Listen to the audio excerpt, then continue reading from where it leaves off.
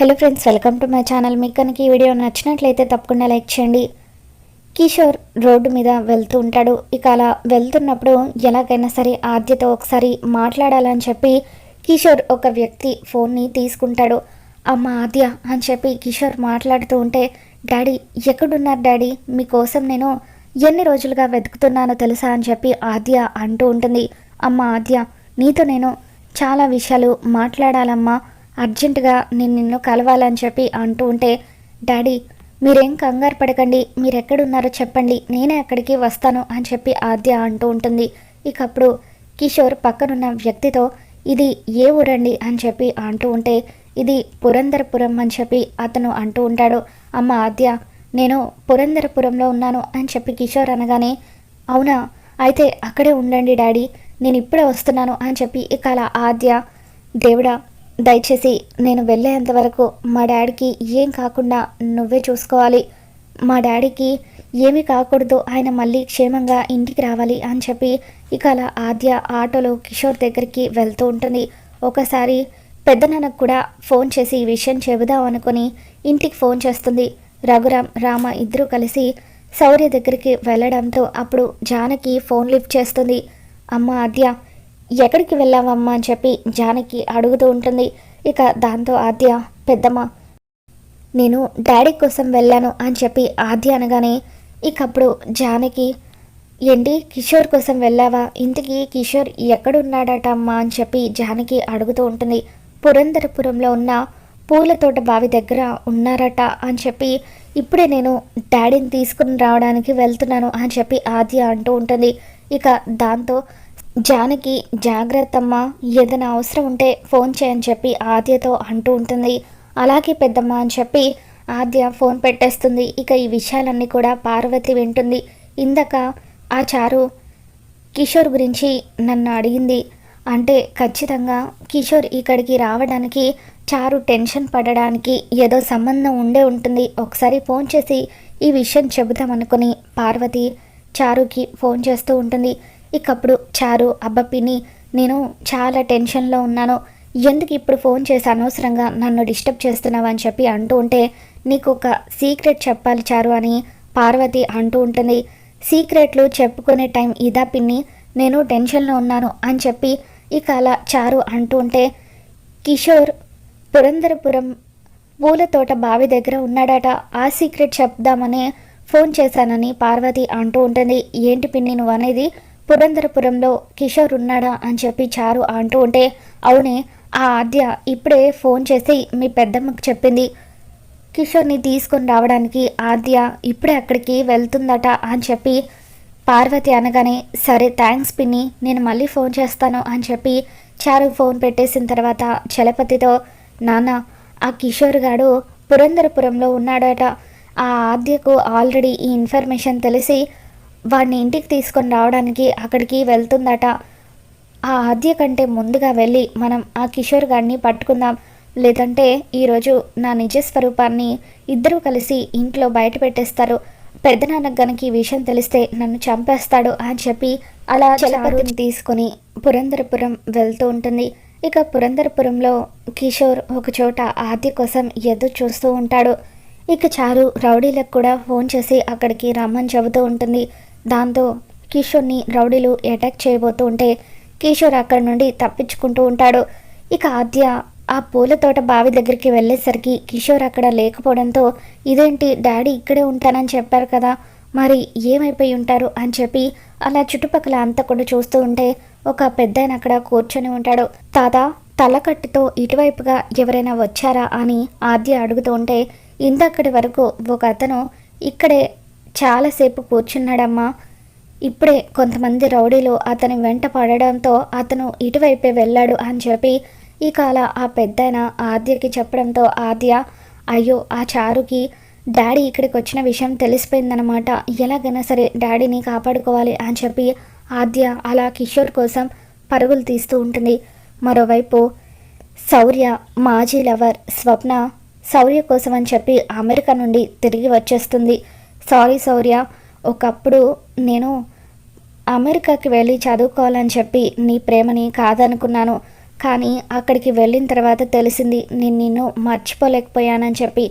అందుకే ఎలాగైనా సరే నీకు సారీ చెప్పి మళ్ళీ మన ప్రేమను నీకు గుర్తు చేద్దామని చెప్పి నీ కోసం వస్తున్నాను అని చెప్పి అలా స్వప్న అమెరికా నుండి శౌర్య కోసం అని చెప్పి తిరిగి వస్తుంది.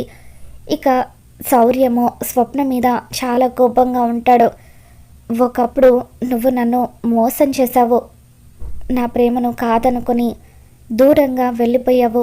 కానీ రామలక్ష్మి నేను ప్రేమించకపోయినా కూడా నా ప్రేమ కోసమే ఎంతగానో ఎదురు చూసింది. నిజమైన ప్రేమ అంటే తనది అని చెప్పి అలా శౌర్య రామలక్ష్మి గురించి స్వప్న గురించి ఆలోచిస్తూ ఉంటాడు.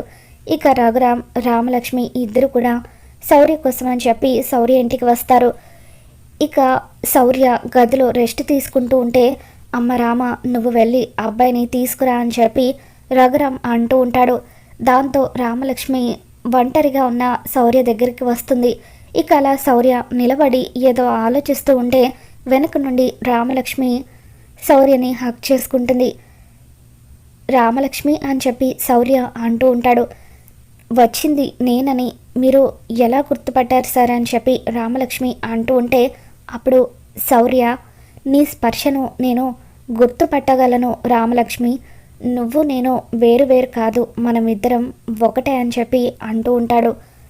సార్ మిమ్మల్ని చూడ్డానికి మా నాన్నగారు వచ్చారు అని రామలక్ష్మి అంటూ ఉంటే సరే పదరామా అని చెప్పి శౌర్య గదిలో నుండి బయటకు వస్తూ ఉంటాడు. అన్నయ్య గారు కాఫీ తీసుకోండి అని చెప్పి ప్రేమిల రఘురామ్కి కాఫీ ఇస్తూ ఉంటుంది. ఈ ప్రేమ్ వద్దమ్మా అని చెప్పి రఘురామ్ అంటున్నా కూడా తీసుకోండి అన్నయ్య గారు అని చెప్పి ప్రేమిల బలవంతంగా రఘురామ్కి కాఫీ ఇస్తుంది. తర్వాత శౌర్య గదిలో నుండి బయటకు వస్తాడు.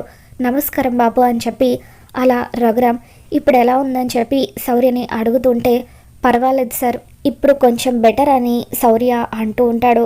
అప్పుడు రఘురామ్ ఇంకా సారేంటి బాబు నన్ను మామయ్య అని పిలువు, ఇన్ని రోజులుగా నీ మంచితనాన్ని నేను తెలుసుకోలేకపోయాను, నన్ను క్షమించు బాబు అని చెప్పి రఘురామ్ శౌర్యకి క్షమాపణ చెబుతూ ఉంటాడు. అయ్యో సార్ మీరు పెద్దవాళ్ళు, మీరు నాకు క్షమాపణ చెప్పడం ఏంటి సార్, అయినా మీరు ఆలోచించిన దాంట్లో కూడా తప్పేమీ లేదు, ఆ రోజు నేనే కదా తప్పుని నా మీద వేసుకున్నాను, అందుకే మీరు నిజంగా నేనే తప్పు చేశాననుకొని అలా అపార్థం చేసుకున్నారు అని చెప్పి శౌర్య అంటూ ఉంటే నిజంగా నీ పెద్ద మనసుకి చేతులెత్తి నీకు దండం పెట్టాలనిపిస్తుంది బాబు, కానీ నువ్వు చిన్నవాడివి అయిపోయావని చెప్పి రఘురామ్ అంటూ ఉంటాడు.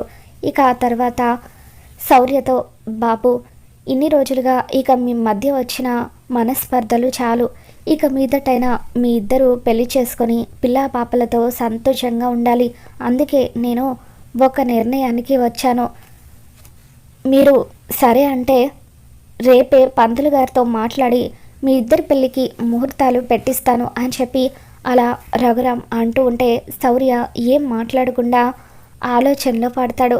అప్పుడు శౌర్య తండ్రి ఒరే శౌర్య ఇంకా ఏం ఆలోచిస్తున్నావురా, నువ్వు ప్రేమించిన రామలక్ష్మి వాళ్ళ నాన్నగారు రఘురామ్ గారే పెళ్ళికి ముహూర్తం పెట్టిస్తానని అంటున్నారు, మరి ఇంకా ఏం ఆలోచిస్తున్నావురా అని చెప్పి శౌర్య వాళ్ళ నాన్నగారు అంటూ ఉంటారు. మరోవైపు కిషోర్ని రౌడీలు వెంటాడుతూ ఉంటే అప్పుడే ఆద్య ఆ రౌడీలను కర్రతో చితక్కొడుతుంది. రే ఎవడ్రా మీరు, మా డాడీని ఏం చేస్తున్నారు అని చెప్పి కళ ఆద్య కిషోర్ని కాపాడుకుంటుంది. కిషోర్ స్పృహ కోల్పోతూ ఉంటాడు. అమ్మ ఆద్య అని చెప్పి అలా కిషోర్ స్పృహ కోల్పోవడంతో డాడీ మీకేం కాలేదు కదా, నేను మీ ఆద్యని వచ్చేసాను, నేను మిమ్మల్ని కాపాడుకుంటాను డాడీ అని చెప్పి అటువైపుగా వెళ్తున్న ఆటోలో కిషోర్ని హాస్పిటల్కి తీసుకుని వెళ్తుంది. ఇన్ని రోజులుగా ఆయన తలకి గాయమైంది కదా, అందుకే ఇలా సడన్గా స్ట్రెస్ ఎక్కువయ్యి స్పృహ కోల్పోయారు, కొద్ది రోజులు ఈయనకి ట్రీట్మెంట్ అవసరం అని చెప్పి అలా డాక్టర్లు ఆద్యకి చెబుతూ ఉంటారు. సరే డాక్టర్ నేను చూసుకుంటాను అని చెప్పి ప్రస్తుతానికైతే మా డాడీని ఇంటికి తీసుకువెళ్ళొచ్చు కదా అని అలా కిషోర్ని తీసుకుని ఆద్య ఇంటికి తిరిగి వచ్చేస్తుంది. కిషోర్ని చూడగానే జానకి పరిగెత్తుకుంటూ వచ్చి ఇన్ని రోజులుగా ఏమైపోయావు కిషోర్, తలకు ఏంటా గాయం అని చెప్పి అంటూ ఉంటే అప్పుడు ఆద్య పెద్దనాన్న ఇంట్లో లేరా పెద్దమ్మ, పెద్దనాన్న వచ్చిన తర్వాత మీ అందరికీ నేను ఒక విషయం చెప్పాలి అని ఆద్య అంటూ ఉంటుంది. ఇక అప్పుడే ఇంటికి వచ్చిన చారు కిషోర్ని చూడగానే ఎంతగానో టెన్షన్ పడిపోతూ ఉంటుంది. ఇక అప్పుడు పద్మ చారుతో, వస్తే చారు, నేను ఇందాక నుండి చూస్తున్నాను, కిషోర్ పేరు ఎత్తితే నువ్వెందుకే అంతలా టెన్షన్ పడుతున్నావు? నాకు తెలియకుండా ఏదైనా తప్పు చేస్తే ముందుగానే నాతో చెప్పు, అన్నయ్య దగ్గర నిన్ను కవర్ చేయడానికి ఉంటుంది, లేదంటే నిన్ను ఎవరు కూడా కాపాడలేరు అని చెప్పి అలా పద్మ చారుతో అంటూ ఉంటుంది. మరోపక్క రఘురామ్ శౌర్యని పెళ్లి ముహూర్తం గురించి అడుగుతూ ఉంటే అప్పుడు శౌర్య, పెళ్ళికి నాకు ఎటువంటి అభ్యంతరం లేదండి, మీ ఇష్ట ప్రకారమే జరిపించండి అని చెప్పడంతో ఇక రామ రఘురామ్ ఇద్దరు కూడా హ్యాపీగా ఫీల్ అవుతూ ఉంటారు. వచ్చే వారమే ఏ ముహూర్తం ఉంటే ఆ ముహూర్తానికి అర్జెంటుగా మీ ఇద్దరు పెళ్ళి జరిపించేస్తాను అని చెప్పి రఘురామ్ రామాని తీసుకుని ఇంటికి తిరిగి వచ్చేస్తాడు. ఇక రఘురామ్ ఇంటికి తిరిగి వచ్చిన తర్వాత ఆద్య రఘురామ్తో, పెద్దనాన్న మీకు చాలా విషయాలు చెప్పాలి అంటూ ఇక అలా చారు నిజస్వరూపాన్ని ఆద్య బయట పెడుతూ ఉంటుంది.